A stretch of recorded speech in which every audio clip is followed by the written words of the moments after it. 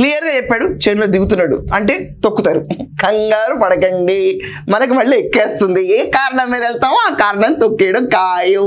పేరు నాని అనే సెలవిచ్చాడు. ఇదంతా పక్కన పెడితే అందరేంటి పెద్ద మనిషి ఫంక్షన్కి, ఓణీల ఫంక్షన్కి, పెళ్ళిళ్ళకి తిరిగింది జగన్మోహన్ రెడ్డి గారమ్మా. ఏంటి మీ ఎజెండా నువ్వు చెప్పడం తప్పు ఏంటి? జ్యోతిలో ఈనాళ్ళు అచ్చేసుకోవడానిక?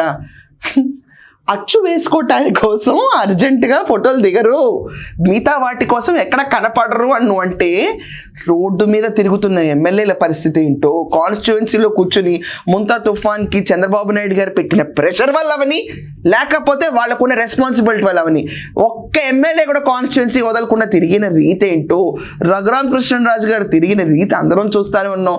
ప్రతి ఒక్క ఎమ్మెల్యేని చూడాలంటే వెళ్ళకపోతే చంద్రబాబు నాయుడు గారు అక్కడ ఉంది, తాట తీస్తారు ఒక్కొక్కరిని. ప్రజాసేవకుల్లాగా ఉండాలి, ఎందుకు కదలరు మీరు అని.